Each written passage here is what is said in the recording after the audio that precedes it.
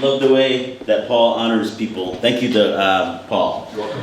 And also, I'm not going to be funny for the guests tonight. So if you want to see me funny, you're going to have to come back for another meeting because Doug's speech was so wonderful and it really struck a chord with me. If you know Doug, he is a very deep thinker. He's very empathetic. And he is somebody like Kwan said, I look up to and he looks up to. And it's somebody that, because of that deep thinking and empathy that I sometimes lack, that I try to learn from Doug. So there you go, Doug. That's the only nice thing you'll hear from me this year. Write it down. Don't worry. It was a great speech, great speech.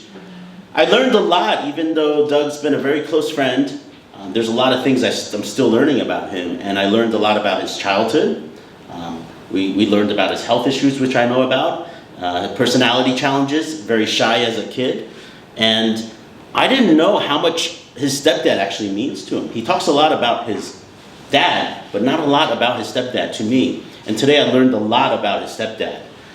Some of the other things I really liked about his speech was his vibrant vocabulary that he used, and also the language. So how he described that go-kart, I could almost kind of see it with the vibrant 1934 go-kart with the fire streaking down the side, right? It's almost as if you were there. And how he drove it across the lawn. He didn't drive it across the lawn. He teared through the lawn. He teared through it, right? You could almost see it and visualize all that.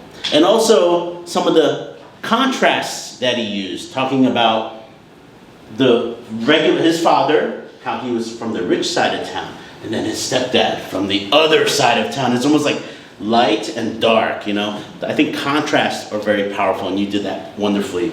Now, the message of this speech that I got the most out of is the fact that society's accepted norms may not always be the best way to do something.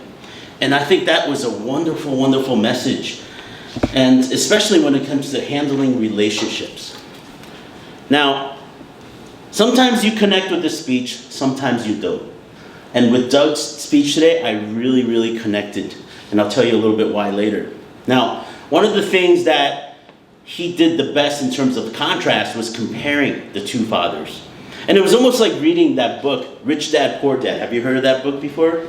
Yeah, I kind of thought about that a little bit. Yeah, I didn't read it, but I heard about it. So,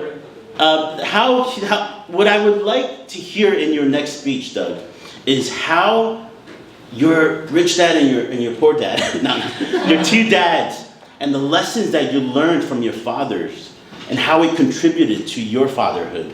Because I know Doug faces some challenges, just like we all do. And this is how I connected so much with Doug, because I face a lot of challenges raising my kids as well. And I would love to hear more about how wonderfully you're doing, and how you're doing things differently. And I respect that a lot. It's a challenge, but I think you're doing it the way you're telling it. So keep up the good work. Never doubt yourself as a dad. You're doing a great job. Back to the general evaluator. Running out of time.